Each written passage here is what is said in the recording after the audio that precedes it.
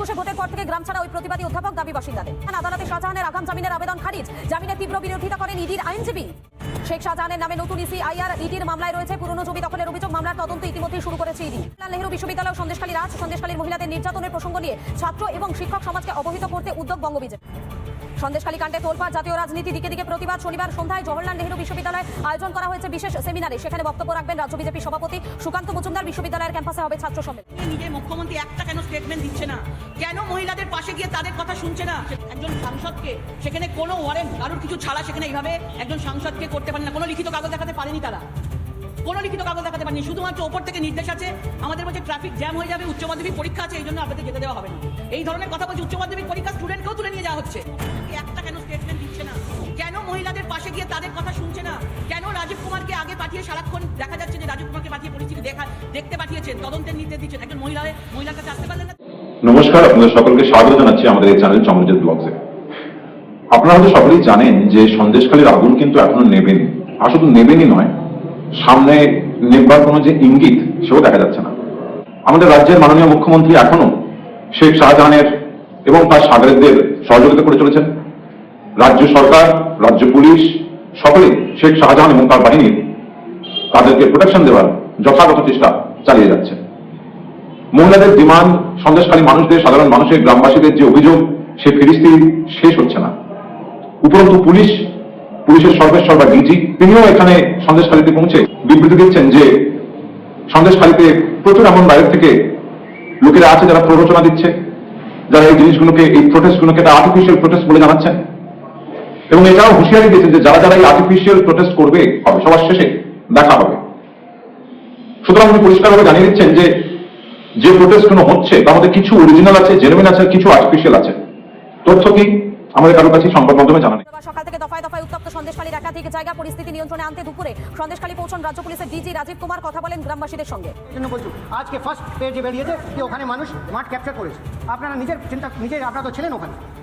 এরকম যদি টেবিলে বসে ইয়েলো জার্নালিজম, পেড জার্নালিজম করে, ওটাও গলত আছে। ওই যারা আছি, আমাদেরকে রুল অফ ল এস্টাবলিশ করতে হবে। রুল অফ ল মানে এটা নেই কি আমার প্রতি অন্যায় হয়েছে তাহলে আমি অন্য লোকের প্রতি অন্যায় করব। ওটা যেটা আছে পদ্ধতি হিসাবে আছে, আর আমরা খুব সব জায়গায় করাচ্ছি। আমরাও ছিলাম না, আমাদেরও, আমরা মানছি তো এটা। আমরা will establish rule of law. যেটা চায় না কি মানুষের তাড়াতাড়ি সমস্যার সমাধান হয়, ওরা এরকম আর্টিফিশিয়াল কিছু জায়গায়, যেটা আমরা বুঝতে পারি। আর লোকের যেটা করলো কি, লোককে প্ররোচনা দিয়ে কি ওদের তাড়াতাড়ি হয়ে যাবে। যারা এরকম করবে ওদের সবচেয়ে লাস্ট। এছাড়া একটা লাইন দিয়ে, আপনারা একটু আগে ভিডিওতে দেখলেন, লাইন দিয়ে অভিযোগ, বিভিন্ন ধরনের অভিযোগ মূলত শেখ শাহজাহান এবং তার পরিবার, তার সাগরেদদের বিরুদ্ধে।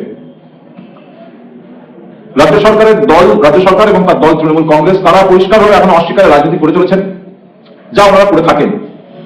ওনারা এখনো বলছেন এগুলো সাজানো ঘটনা, এগুলো মিথ্যে, এগুলো প্রচার, এগুলো বিরোধীদের তৈরি করা গল্প।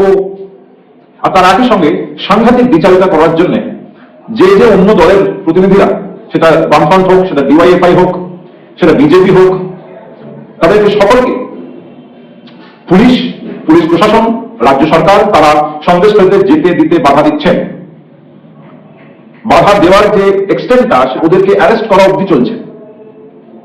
অথচ তৃণমূল দল থেকে নৌকো করে ভুরি ভুরি মানুষ সন্দেশখালীতে আসছেন। কিভাবে ঢুকছেন শাসক দলের কর্মীরা? প্রশ্ন বিরোধীদের।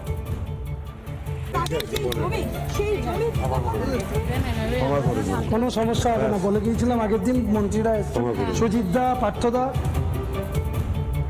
ক্ষোভের আজ টেরবে ক্ষমা চাইলেন রাজ্যের মন্ত্রী। ক্ষমা করুন, যা হয়েছে ভুলে যান। কাছড়ি পাড়ার মানুষের কাছে আবেদন পার্থ ভৌমিকের।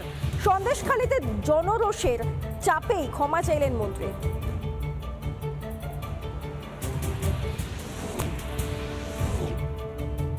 সন্দেশখালীতে অবাধে লোক ঢোকানোর অভিযোগ। দলীয় পতাকা হাতে নৌকা থেকে দলে দলে ঘাটে নামলেন তৃণমূল কর্মীরা।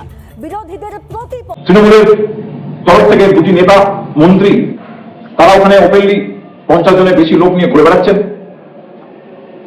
আজকে নতুন খবর হচ্ছে এই সব বিষয়ের মধ্যে যে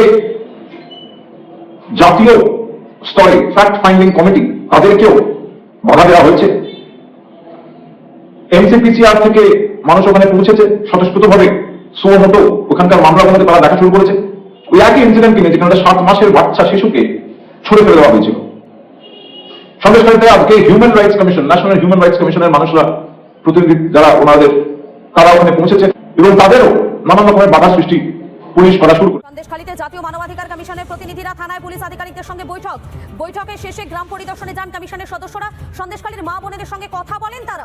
যখন এই সব বাধা সৃষ্টি যেগুলো পুলিশ প্রশাসনের তরফ থেকে করা হচ্ছে, যেগুলো আমরা লাইভ ক্যামেরাতে টিভিতে দেখছি, কিন্তু তৃণমূলের নেতারা, তৃণমূলের মন্ত্রীরা পরিষ্কার প্রকাশ্যে বলছেন যে কোনো ঘটনাই নাকি ঘটছে না, কেউ পরোক্ষে বাধা দিচ্ছে না, সব ব্যাপারটাই নাকি নাটক।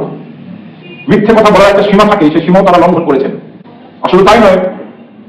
আজকে আরেকটা খুব দুঃখের খবর জানা গেল যে সন্দেশখালীতে 2021 সাল থেকে, ঠিক যখন থেকে লকডাউনের সিচুয়েশনটা আমাদের সারা ভারতবর্ষে শুরু হয়েছিল, সন্দেশখালীতে মানব পাচার, আপনারা ঠিক শুনছেন বন্ধুরা, সন্দেশখালীতে মানব পাচারের একটা চক্রান্ত, একটা চেইন অফ ইভেন্টস চলেছে, যেখানে একটি মহিলা তার কন্যাকে এই নারী পাচারের হারিয়েছেন। তিনি কমপ্লেন করেছিলেন থানাতে, তিনি নানান জায়গায় কমপ্লেন করেন, রিটেন কমপ্লেন করেন, কিন্তু থানা থেকে বলা হয় যে কমপ্লেনটা যদি লজ করাতে হয় যে তোমার মেয়ে নিখোঁজ, তাহলে তোমাকে শেখ শাহজাহান বা শিবু বা উত্তম এদের কাছ থেকে লিখিয়ে আনতে হবে অথবা থানাতে ঘুষ দিতে হবে। আমি 2017 সালে আমার মেয়ে নিখোঁজ হয়ে যায়। সেখান থেকে আমি আর যে নিয়ে গেছে তাকে আমি আর ধরা করতে পারিনি। আমি যখন ধরা করতে পারলাম লকডাউনের পর 2023 সালে, তার মধ্যে আমি বসিরহাট কোর্টে গিয়ে একটা ডায়েরি করলাম। সেই কেসটা নিয়ে আমি থানায় আসলাম যে আমার মেয়েকে খোঁজা হোক। যেহেতু চারিদিকে এখন নারী পাচার হচ্ছে, তা আমার মেয়ে কোথায় পাচার হলো আমি একটু জানার চেষ্টা করলাম। কিন্তু আমাকে বড়বাবু মেজবাবু বললো যে উত্তম সর্দার, শিবু হাজার, শেখ শাহজাহানের সুপারিশপত্র লাগবে, নতুবা এখানে ঘুষ দিতে হবে। খুঁজছি, এই যে সন্দেশখালী এখন শুনছি পাচার হয়ে গেছে, এখন তো আমার সন্দেহ হচ্ছে যে সন্দেশখালী থেকেই হয়তো কেউ পাচার করে দিয়েছে। চুরি, চামারি, শ্লীলতাহানি, ধর্ষণ, লুট, এই সবের সঙ্গে যোগ হলো মানব পাচার চক্রান্ত সন্দেশখালীতে। অন্যদিকে পুলিশ প্রশাসন এদেরকে একমাত্র লজ করে মানুষের যে যন্ত্রণা, মানুষের যে কষ্ট, যে মধ্যে দেখা প্রাইমারি লাইফের মধ্যে পড়ে, সেগুলো একটা তারা দেখছেন না। নারী পাচারের যে সাংঘাতিক জঘন্যতম একটা অপরাধ, সেটাও যখন সন্দেশখালীতে হচ্ছিল, তখন জানা যাচ্ছে যে বাংলা থেকে বাংলাদেশে মহিলাদের পাচার করা হতো এবং সেই রুটটা জলপথে হতো। সেটা আমি এখন জানতে পারি। এই এখন দিলাম তোমার পাপিয়া সুলতানাকে, পাপিয়া সুলতানা বলতে আইপিএস অফিসার যে এখন সন্দেশখালী এসেছে। আর তোমার এই থানায় দিয়েছিলাম, সন্দেশখালী নেয়নি। বলেছে তো যে হ্যাঁ আমি দেখবো, আমি কথা দিচ্ছি। সন্দেশখালী এই মুহূর্তে তো এখন ভীষণ আগুন জ্বলছে, এখন আমি তোমার কাজ করতে পারবো না। কাগজপত্র যথারীতি নিয়েছে। সন্দেশখালী থেকে বাংলাদেশ কত দূরত্ব? কোন পথে পাচারের ছক? গোয়েন্দা তথ্য বলছে নদী পথেই সব থেকে সুবিধা। রাতের অন্ধকারেই হোক বা দিনের আলোয়, জল পথে বাধা নেই। বন্ধুরা, আপনারা দেখলেন, এটা হচ্ছে বাস্তব খবর, বাস্তব কথা, সন্দেশখালীর আসল চেহারা। সুতরাং যারা যারা তৃণমূলের দল থেকে প্রতিনিধিরা গিয়েছেন, মন্ত্রীরা গিয়েছেন, আমি নামও নিতে চাইছি না তাদের, তারা ওখানে গিয়ে ভুড়ি ভুড়ি ঝুড়ি ঝুড়ি মিথ্যে কথা বলছেন তাদের অভ্যেস বশত। কিন্তু তা সত্ত্বেও মাননীয় মুখ্যমন্ত্রী একবারের জন্য না কোনো স্টেটমেন্ট দিচ্ছেন, না একবারের জন্য সন্দেশখালীতে যাচ্ছেন, না অভিষেক বন্দ্যোপাধ্যায় সন্দেশখালীতে যাচ্ছেন। সময় নেই, হয়তো প্রচন্ড ব্যস্ত তো, অথবা প্রচন্ড ভয় যাচ্ছেন না। সন্দেশখালীতে ঢোকার সাহস মাননীয় মুখ্যমন্ত্রী হচ্ছে না, অভিষেকের তো হচ্ছেই না। যার জন্য যাদেরকে পাঠিয়েছে তারা বলছে যে অভিষেক বন্দ্যোপাধ্যায় বলেছে, খবরে দিয়েছেন, মেসেজটা আমাদের সরকারকে দেওয়ার জন্য আমাদের জানা গিয়েছে যে সন্দেশখালীতে কোনো ক্রিমিনালকে প্রশ্রয় দেওয়া যাবে না। ওই কয়েকটা লিখিত কথা যেগুলো মোটামুটি ওরা বলে থাকে যে আইনের পথেই চলবে, so on and so forth.